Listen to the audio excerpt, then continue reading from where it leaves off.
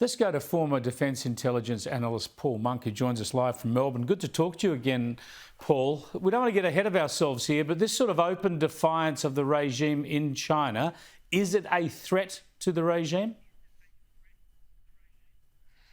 Well, let me say first off that I think it's electrifying to all of those of us who would like to see a more open and free China. And so we've got to contain our own enthusiasm and not get ahead of ourselves.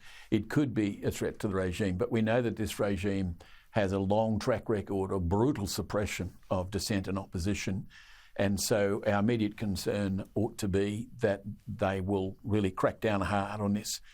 But nevertheless, the fact that they have had such a regime of censorship and suppression and surveillance in place, and still all these demonstrations have broken out across the country, is a great tribute to the resilience of the citizens of China. That's what's so inspiring about it. That they will force an opening.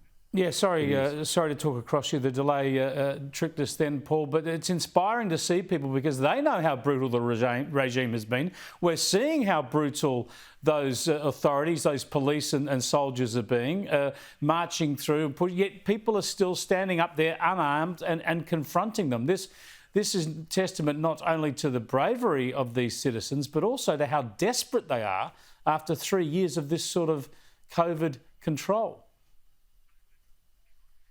Well, and it feeds into the fact that apart from the COVID crackdown in and of itself, the regime has always been a regime of lies, suppression, propaganda and surveillance. And Xi Jinping has doubled down on all of that.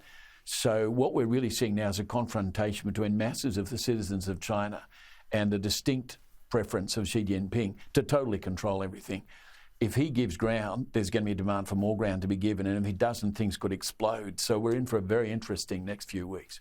Now, we're seeing fascinating footage coming out of China. Not all of it we can verify, so we have to be careful, but we're seeing apartment buildings, exits being blocked and welded shut from time to time. We're seeing drones going around delivering messages to people to stay inside and the like. What's your understanding of just how draconian the measures are in these lockdown cities?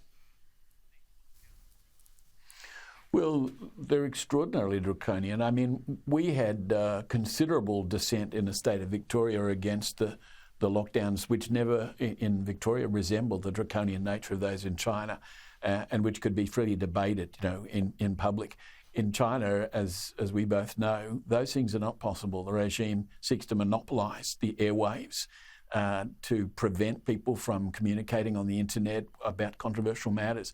And that is what makes it extraordinary that so many people nevertheless have got the picture and are expressing their frustration, knowing full well the regime will use force. They're nevertheless out there unarmed and expressing their opinions. It's quite heroic.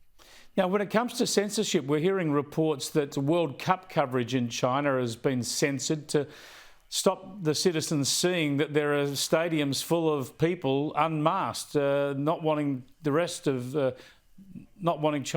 Chinese citizens to realise how the rest of the world is living in a post-pandemic world.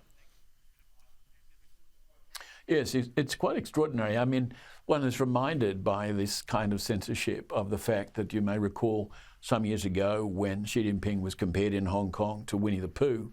The name Winnie the Pooh was banned on the internet in China. I mean, it's laughable on the face of it. I mean, Orwell himself would have to giggle at the measures to which the Communist Party has gone to try and monopolise communication, and yet it's not succeeding, and that's enormously heartening.